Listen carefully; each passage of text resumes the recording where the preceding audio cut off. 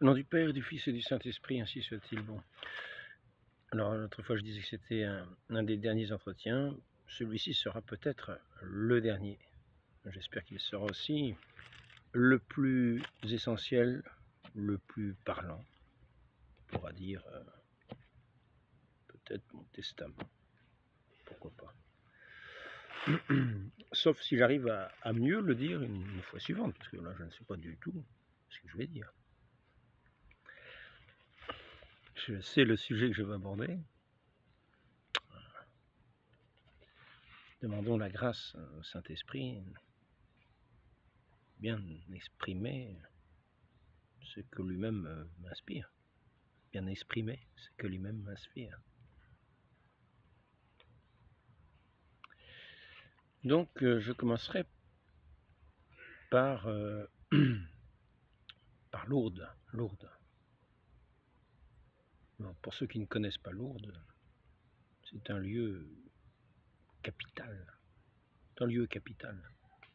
C'est un lieu de rayonnement de la foi. C'est un bain de la foi. Quand nous allons à Lourdes, certains prennent un bain et sont guéris de maladies physiques éclatantes, maladies terribles qui sont guéries en un clin d'œil. Mais je dirais que Lourdes, c'est avant tout un bain de la foi, une grâce que le ciel nous a fait pour toute l'humanité, dans la simplicité de ces apparitions de Sainte Bernadette. Il faut toujours en revenir à ces apparitions de Sainte Bernadette où la Vierge Marie lui apparaît. Où cette source vont être guéris des milliers de malades, des milliers, des dizaines de milliers. L'Église ne reconnaît que quelques miracles, mais ça n'empêche pas, même si elle ne reconnaît pas, de voir des miracles. Le miracle, c'est quelque chose de merveilleux. Il y a des dizaines de milliers de guérisons.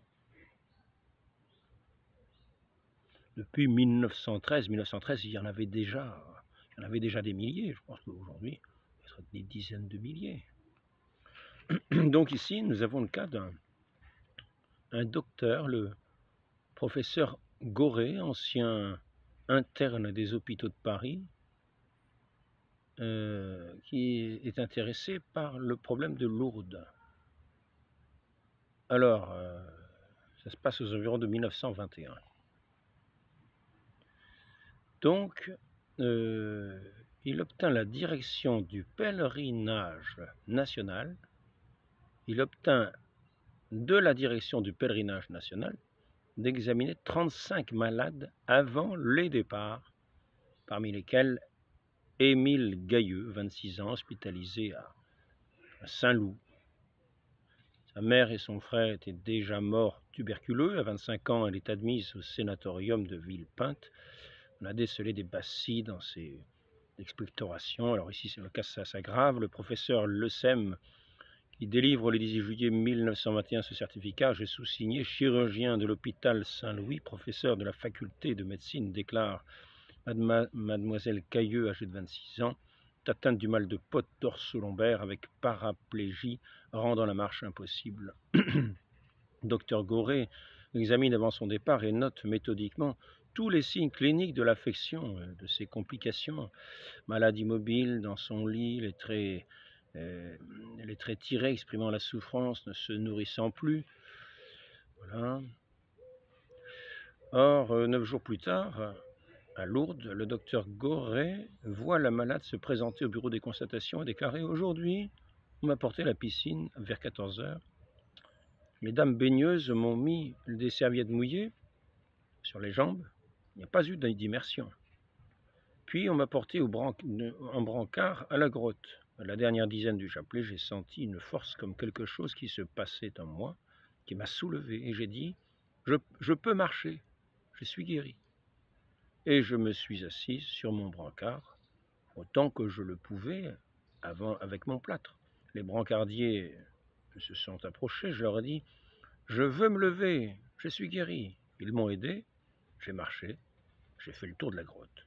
Le docteur Goré est tout bouleversé.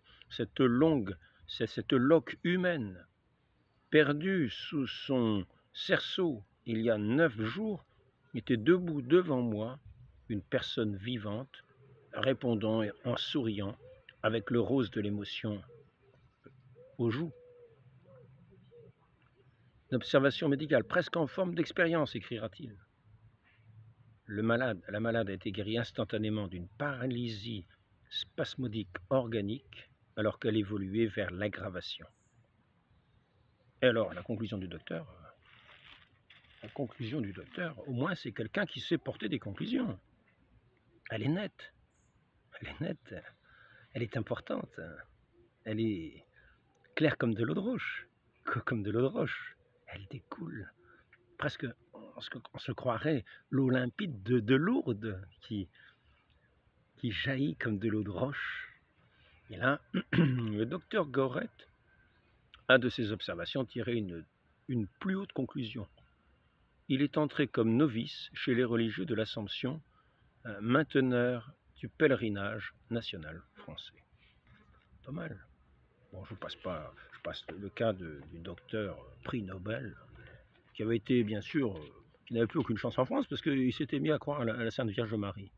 Alors, il n'avait plus du tout de chance pour passer ses examens en France, mais il a eu le prix Nobel à l'étranger. C'est Alexis Carrel, je crois. Et là, il avait étudié un cas en mettant le nom à l'envers, et il s'était fait appeler Alexis, non, peut-être pas Alexis, mais d'ailleurs le docteur, comment ça s'écrit à l'envers? Carrel, Lérac, docteur Lérac. Lui, il a vu sous ses yeux la guérison qui se faisait sous ses yeux à Lourdes. Une guérison d'une personne sous ses yeux à Lourdes, alors que la personne, on disait qu'elle allait mourir. Et donc, on avait même hésité. L'infirmière avait dit au docteur, mais quand même, maintenant, elle a rien à perdre. Même si elle meurt en la transportant, il n'y a rien à perdre. Si elle meurt un petit peu avant, hein, elle désire tant aller à la grotte, enfin, à la piscine. Elle a été plongée à la piscine. Il y a le cas de quelqu'un qui... Je vais vous dire le cas de quelqu'un d'autre. Donc nous avons le monde, c'est en gros ce que je veux dire dans cet entretien. Nous avons ce monde de mort. Ce monde de mort qui ne conduit qu'à la tombe. Nous avons ce monde de mort. Et nous avons ce monde de la vie, qui donne la vie. Donc, sachons faire la différence. Ne mettons pas nos espérances dans le monde de mort. Le monde de mort que Saint Jean appelle le monde qui gît sous le péché. Le monde gît sous le péché. Depuis le péché originel d'Adam, la grâce a quitté ce monde de mort et nous sommes entrés, comme nous avons eu cette conséquence de la mort. Dieu ne nous a pas créés pour mourir. Le bon Dieu ne nous a pas créés pour mourir. Je reviendrai ensuite. Il a fait une création nouvelle.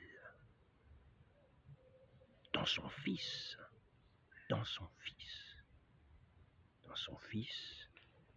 mort, qui a pris notre mort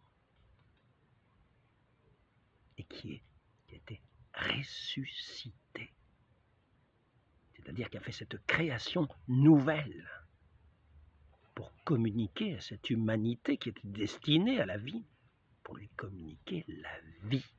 Voilà, en gros, je crois que j'ai dit ce que j'avais en gros à dire, mais je reviendrai dessus. Ensuite, je vais encore vous montrer le cas flagrant de cette guérison qui est quand même des plus étonnantes. C'est dans la manière d'être guéri que c'est étonnant. Dans la manière. Vous voyez ? Ici, nous avons une tuberculose généralisée. Gabrielle Durand. La malade est conduite à Lourdes en 1907. Elle revient dans le même état. Voilà. Ici, en août, on la transporte à Lourdes pour la deuxième fois avec le certificat du médecin-chef de l'hôpital. Tuberculose pulmonaire et osseuse, mal de pote, coxalgie, qui l'immobilise depuis de longs mois dans une gouttière de bonnet. Hémophtysie fréquente, état fébrile constant. Le 5e jour du pèlerinage, un dimanche, pendant la procession, la malade veut se soulever. Elle ressent une vive douleur dans le dos et retombe épuisée. Ça ne marche pas. Elle reste presque sans connaissance jusqu'au lendemain 10 heures. C'est alors qu'on la plongea dans l'eau des piscines et que la guérison fut subite. J'éprouvais des douleurs atroces, dit-elle. Il me sembla que mon corps était broyé. Je vis ma jambe déviée par la coxalgie se retourner et reprendre sa position normale. Elle le voit sous ses yeux. Folle de joie, je me ressens subitement débarrassé de toutes mes souffrances. Je me suis mise à marcher dans la piscine. Alors ici, la colonne vertébrale apparaît droite avec une tache claire à la 3e vertèbre lombaire qui marque la lésion osseuse. Il est difficile de trouver une malade plus profondément intoxiquée par la tuberculose que Gabrielle Durand. Les poumons, les ganglions lymphatiques, la colonne vertébrale, le péritoine, le cerveau avaient été touchés et dans la piscine de Lourdes, la guérison est instantanée et radicale puisqu'elle est maintenue depuis plus de 30 ans. Voilà. En 1916, 8 ans après sa guérison, Gabrielle Durand est opérée d'une appendice calculeuse.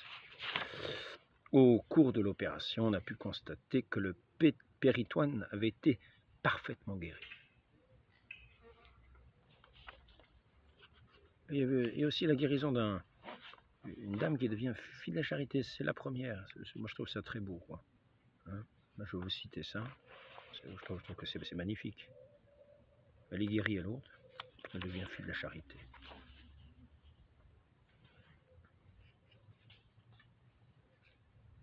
Ça, c'est celle qui était avec, qui a eu sa guérison devant le docteur Alexis Carrel. Il la voit sortir de la piscine. Son état n'était pas modifié. Elle avait la même figure blême, le ventre volumineux. Il semblait avoir perdu connaissance. On lui a fait seulement quelques lotions sur le ventre. Lui dit son infirmière, nous allons la conduire devant la grotte. Un jeune prêtre venait de commencer les invocations. Sainte Vierge, guérissez nos malades. Soudain, le regard de Carrel tombe sur Marie Ferrand, c'est ainsi qu'il l'appelle. Il lui semble que l'aspect de sa figure est modifié, que sa peau est moins pâle.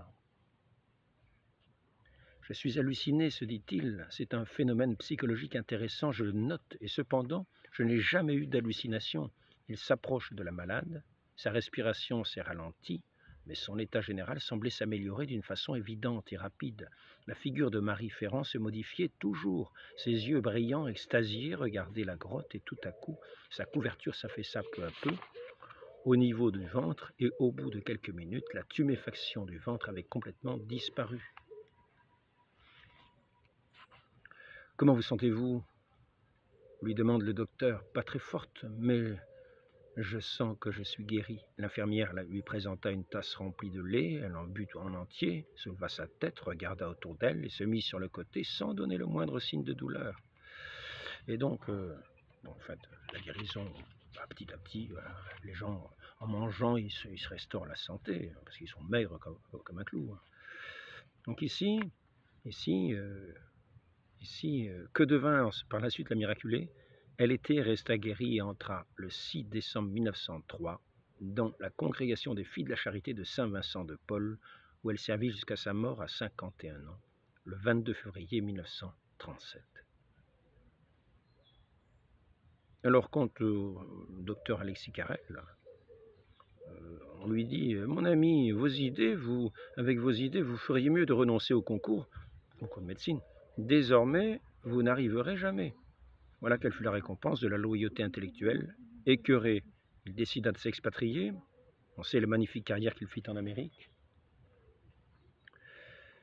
À l'Institut Rockefeller pour la recherche médicale, dès 1913, il reçut le prix Nobel, revint en France en 1939, où il parvint à rétablir non sans mal la Fondation française pour les études des problèmes humains instituée. Voilà. Donc, ce que je voudrais simplement dire, c'est simplement un rappel. Avant cela, il y a eu bien sûr les apparitions de Lourdes, à la grotte, dans ce lieu où la source jaillit de terre sous les doigts de Sainte Bernadette à l'indication de la Très Sainte Vierge. D'abord un petit peu d'eau, un petit filet, et puis ensuite c'est devenu une source. Il a fait des piscines pour baigner les malades. Donc, la source qui fait penser aussi l'eau du baptême, où nous sommes régénérés, c'est-à-dire nous sommes plongés avec le Christ qui a subi les affres de la mort. Nous sommes plongés dans l'eau. Nous aussi, nous sommes mortels. Nous sommes dans ce monde de mort, nous sommes mortels. Et l'avenir de ce monde de mort, c'est la mort. Nous sommes mortels. Et le Christ a affronté cette mort avec tout ce péché qu'il a fait mettre en croix. Et sa très sainte mère, la Vierge Marie, a vu son fils mourir sous ses yeux, être mis au tombeau, devoir quitter le lieu où son fils était mis au tombeau et laisser le corps dans le tombeau et repartir en deuil. Voilà l'avenir de ce monde. Ce monde, aucune espérance. Ne cherchons pas des espérances. Où il n'y en a pas. Où il n'y en a pas. C'est pas avec des beaux discours, des beaux sentiments, des beaux... tout ce que vous voulez, ou des belles tromperies. Ça, c'est la séduction, mais qui finit au tombeau. Qui finit au tombeau. Et après le tombeau, il n'est pas dit que ça finit. Par contre, notre Seigneur a été d'une certaine manière vaincu par la mort, puisqu'il a été mis à mort. Il a affronté la mort. Il est mort. Comprenons bien ce que cela veut dire. Il est mort, mais il est resté dans la fidélité à son Père, dans l'amour de son Père, dans la volonté de son Père. Car s'il s'est incarné, c'est pour la rédemption du monde, pour vaincre la mort. Il est l'unique vainqueur de la mort. Comprenons-le bien. Comprenons-le bien. Le Christ ressuscité, il nous disait, je suis le pain vivant descendu du ciel. Ne l'oublions pas. Ne l'oublions pas. Je suis le pain vivant descendu du ciel. Et il nous invite à manger ce pain vivant descendu du ciel qu'il est lui-même pour avoir part à la vie éternelle, pour avoir part à cette vie de ce monde, de cette création nouvelle que notre Dieu fait pour les hommes, pour les anges, pour les hommes. Ces hommes qui étaient voués à la mort depuis le péché originel. Ainsi donc, tout au long de l'Église, nous avons vu des miracles comme nous voyons ceux de Lourdes, tout au long de l'histoire de l'Église, depuis que le Christ s'est incarné. Et l'œuvre de Dieu avant se faisait aussi, mais non pas de la même manière. Le Christ est venu dans le monde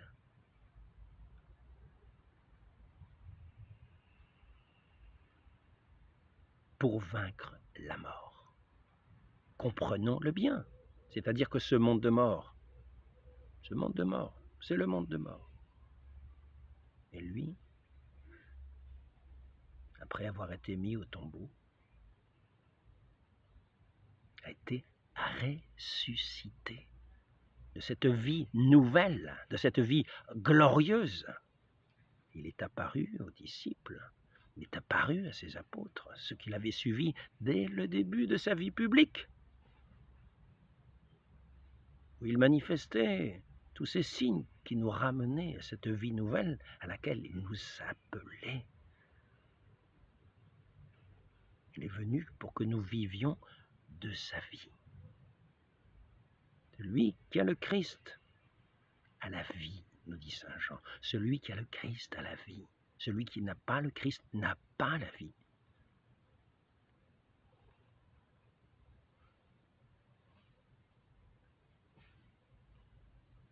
Donc cette vie mortelle, il y a certains qui vont dire, oh, bah, de toute façon, voilà, on meurt, hein, on meurt.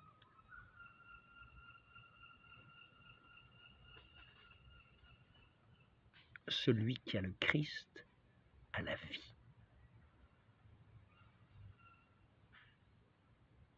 Il va vivre de cette vie nouvelle.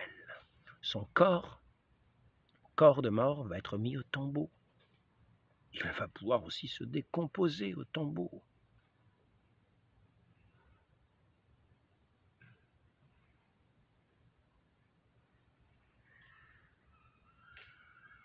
Notre Seigneur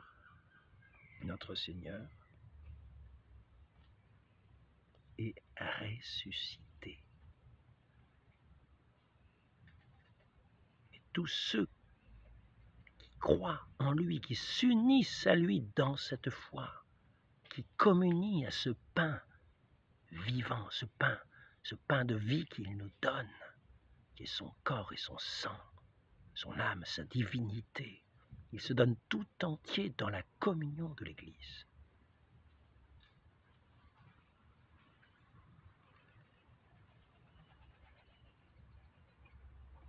Son sacrifice est comme renouvelé de façon non sanglante. Je dis comme renouvelé parce qu'il n'y a qu'un seul sacrifice. Le Christ a vaincu une seule fois la mort, il n'a pas besoin de la vaincre. Il n'a pas besoin de la vaincre encore et encore. Il a vaincu la mort. Il est mort une fois et il a vaincu la mort. Une fois, il est ressuscité. Et c'est ce monde nouveau qui renaît en lui.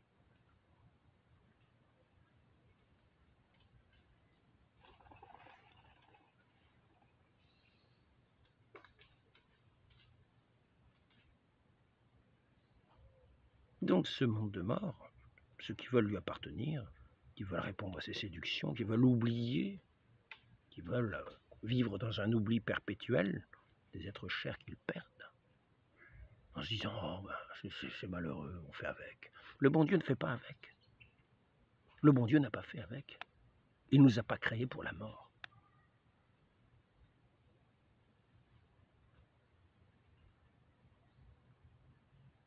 Et ainsi ceux qui ont communié au Christ, qui invisiblement ont en lui cette vie nouvelle, cette vie divine, cette vie de l'amour, de cet amour tout puissant.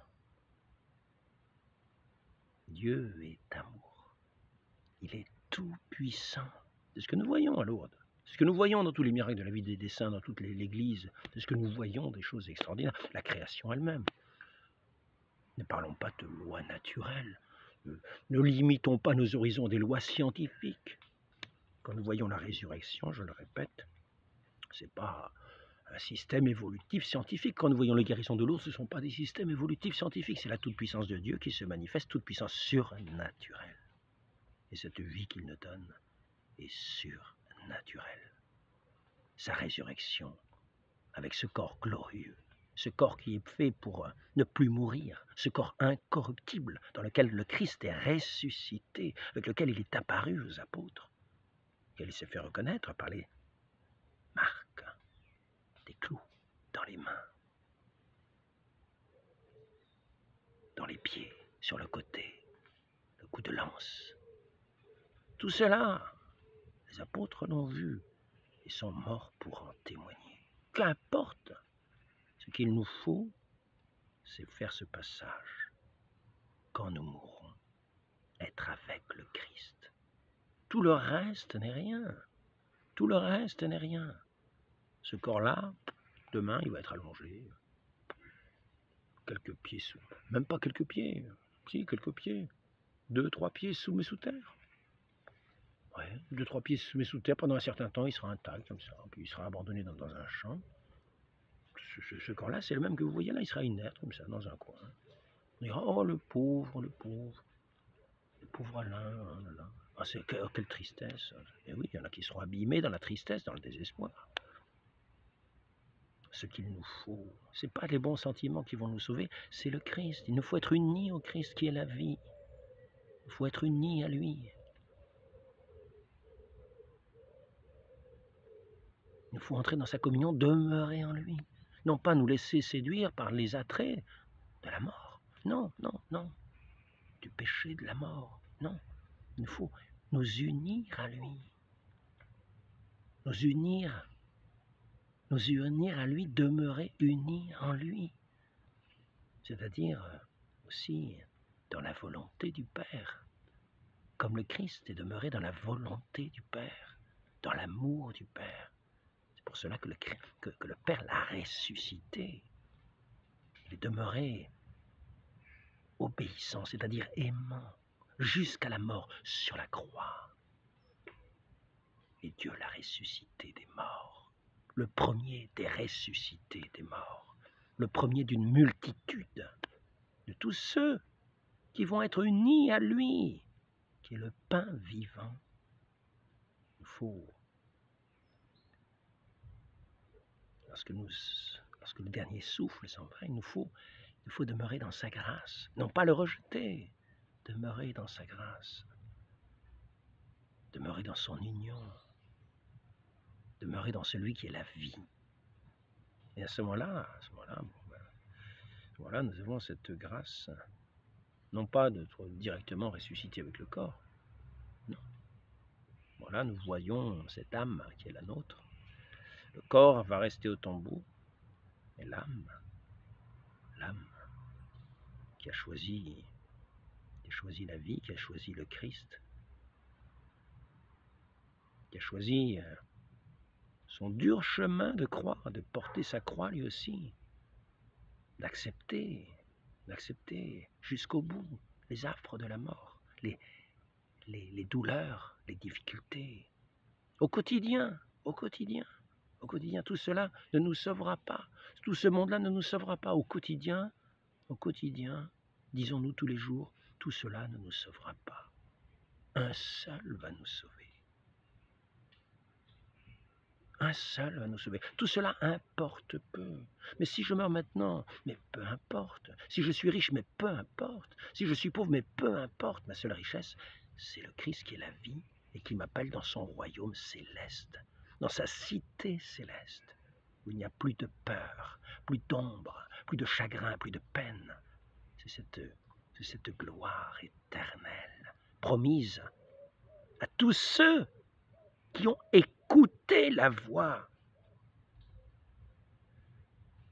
de ce Verbe éternel qui nous a créés pour être auprès de lui, pour chanter cette louange éternelle, dans cette lumière magnifique de cette création nouvelle, de ce ciel, de ces cieux nouveaux, une terre nouvelle, des cieux nouveaux. Notre bon Dieu est un bon Dieu.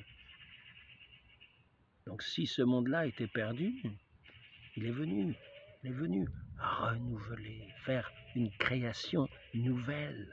Donc ne comptons pas sur ce monde. Peu importe les richesses, peu importe tous les biens, peu importe les bons sentiments, peu importe ceci, peu importe cela, une seule chose importe. Demeurer dans le Christ. Prions, écoutons sa parole, croyons en lui. Allons communier à son pain vivant, à ce pain vivant descendu du ciel. Celui-ci est mon Fils bien-aimé en qui j'ai mis toutes mes complaisances, écoutez-le avec foi. Que votre demeure soit dans le ciel, que notre demeure soit dans le ciel. De ce qui va se passer ici-bas, c'est ce monde, on sait où il termine. Par contre, il ne sait pas où il s'abîme après que son corps repose dans la poussière. Si nous ne sommes pas avec le Christ, nous ne sommes pas avec celui qui est la vie. Donc c'est une mort éternelle. Dans des ténèbres éternelles, nous ne sommes pas avec celui qui est la lumière si nous l'avons rejeté. Donc ne comptons pas sur les richesses du monde. Ne nous amusons pas à nous enorgueillir sur ce monde qui n'est rien. Qui n'est qu'un néant. Mon Dieu agit dans sa providence à travers ce monde, mais non pas de cette manière qui nous laisse voir que les bons sentiments pourraient être... Non. Tout cela a été condamné. Tout cela, notre Seigneur a été mis au tombeau. Il a été mis au tombeau. Il a souffert sa passion. Et il fallait qu'il souffre par sa passion, qu'il souffre sa passion pour entrer dans la gloire. Il a souffert la passion des hommes. Il a souffert la mort des hommes. Toutes les tribulations, jusqu'au calice le plus amer. Et sa mère a souffert cette passion comme d'un glaive qui lui transperçait le cœur de douleur. Il a fallu passer par cette passion pour vaincre la mort. Et long, elle a été bue jusqu'au calice, dans l'amertume, dans la douleur immense, jusqu'à avoir jusque dans son agonie, avoir ce sang, cette transpiration de sang, tellement l'angoisse l'avait étreint. Donc, tout cela, c'est la mort. Ne nous attachons pas à cela. Ne nous attachons pas à cela, c'est ce monde qui passe. Le seul impératif, c'est demeurer avec le Christ, demeurer dans le Christ. C'est le seul impératif, jusqu'au dernier souffle, le seul impératif. Et nous aurons ce royaume des cieux, ce royaume céleste, ce royaume de gloire, où nous sommes tous appelés enfants de Dieu, pour partager cette gloire des enfants de Dieu, dans cette cité sainte, sans larmes, sans pleurs, sans douleur, dans cette louange incessante de ces enfants de Dieu qui sont dans ce nouveau paradis. Voilà. Pas d'inquiétude. La seule inquiétude, demeurer dans le Christ. La seule inquiétude, demeurer dans le Christ. C'est ce que nous devons apprendre. Le béaba, demeurer dans le Christ. C'est la seule inquiétude. Tout le reste, ne nous inquiétons pas. Tout le reste, si on meurt riche, si on meurt en ayant fait une bonne éducation, si on meurt en ayant passé tous les concours d'école, si nous n'avons pas le Christ, nous sommes perdus. Nous avons tout raté. On retrouvera au tombeau. Puis c'est tout. Voilà l'avenir radieux de ce monde qui s'imagine que le paradis est ici-bas. Non, le paradis n'est pas ici-bas.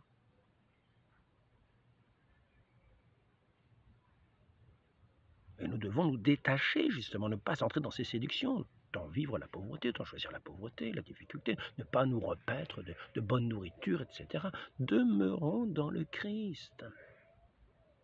Ne nous laissons pas séduire par tous les goûts, toutes les vanités, tout le reste. Ce n'est rien du tout. Ayons de l'attention, gardons la charité, de l'attention au prochain, comme la perle précieuse. Gardons-la bien précieuse. Ne la perdons pas. Prions pour nos défunts qui ont besoin de nos prières. Je vous ai parlé des indulgences plénières, utilisons-les. Chemin de croix,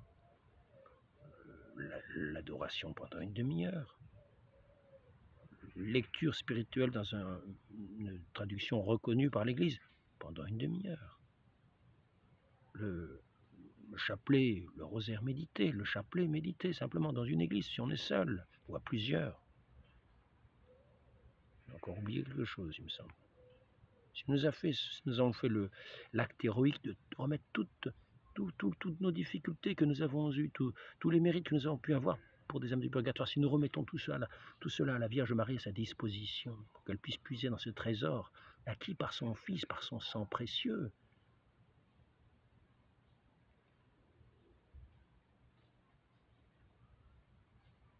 qui nous a valu la vie, d'effacer nos péchés, d'être ces créatures nouvelles devant lui, devant Dieu, notre Père, Dieu notre Père. Entrons dans cette louange de ces enfants de Dieu, même dans les difficultés d'ici-bas. Entrons dans cette louange de Dieu notre Père. Prions. soyons déjà des citoyens du ciel, élevons nos voix vers le ciel. Même dans les difficultés ici-bas, prenons les psaumes. Prenons les psaumes et chantons une mélodie qui s'élève au plus haut des cieux, jusque dans cet amour infini, qui va s'abîmer dans cet amour infini. Nous sommes tous appelés à entrer pour chanter cette louange incessante, déjà ici-bas, en demeurant unis au Christ, en ayant, dans toutes les difficultés que nous avons, ce trésor de la charité, de la foi, de ce qui ne paraît pas, de ce qui est doux. Dieu est essentiellement douceur. Il est la douceur même, qui se sent au cœur et qui rayonne en joie. Donc, foulons au pied le monde. Un seul impératif. Que tout notre souffle, toute notre vie, soit avec le Christ. C'est le seul impératif. Le seul impératif. Et si nous mourons à l'instant, mourons avec lui, en lui. C'est le seul impératif. Et que ça ne nous effraie pas, au contraire. Acceptons ce que la providence de Dieu nous met chaque jour sous nos pas pour accomplir nos journées ici-bas. Pour peut-être mériter de puiser dans ces trésors du salut de notre Christ pour les offrir à ceux qui en ont besoin dans nos prières, pour les défunts.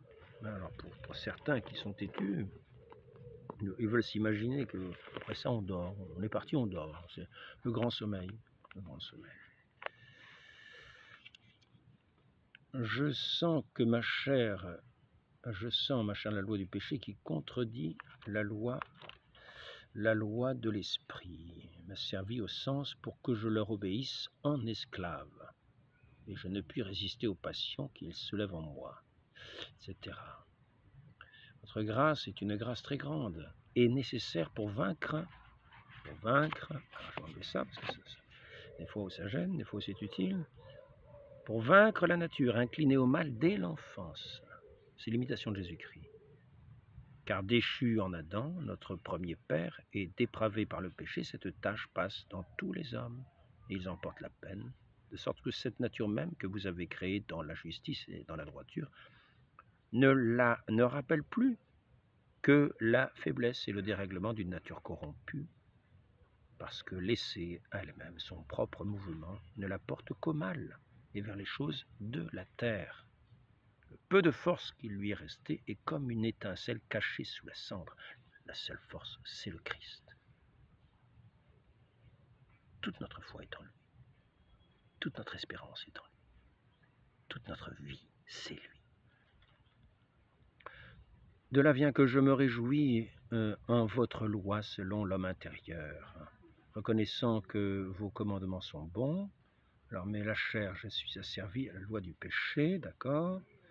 C'est pourquoi, dit saint Paul, toute créature gémit, et comme dans le travail de l'enfantement, et nous aussi, nous avons reçu les prémices de l'Esprit, nous gémissons en nous-mêmes, attendant l'adoption des enfants de Dieu et la délivrance de notre corps. La délivrance de notre corps. Bon, j'avais vu ailleurs que saint Paul disait, il me tarde de partir pour être auprès du Christ. Même les protestants connaissent cela. S'il lui tarde de partir pour être auprès du Christ, c'est qu'ils ne dorment pas quand ils sont partis. C'est qu'ils sont auprès du Christ. Notre Seigneur nous disait, si vous m'aimiez, vous vous réjouiriez de ce que je vais vers le Père.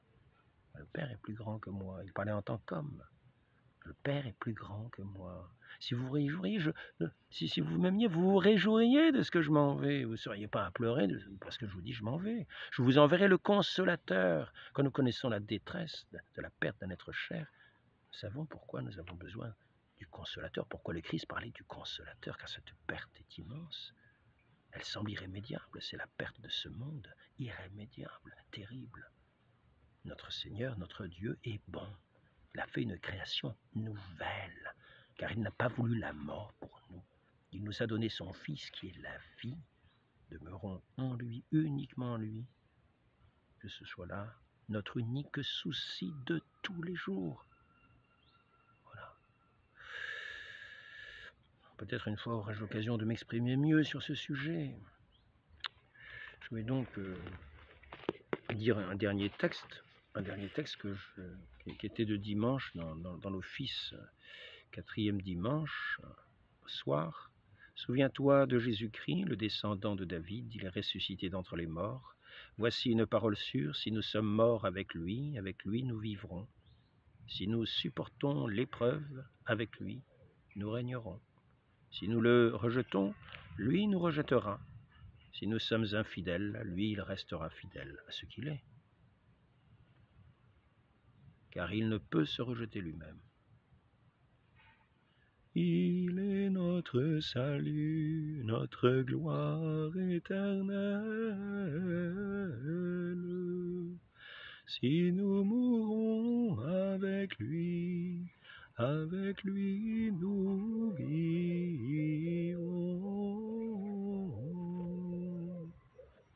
Si nous souffrons avec lui nous régnerons.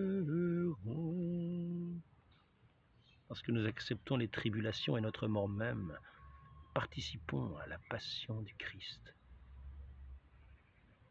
Et d'une certaine manière, en tant que son corps, aussi, nous travaillons à l'œuvre de la rédemption. Qu'il en soit ainsi, que ce soit là toute notre œuvre.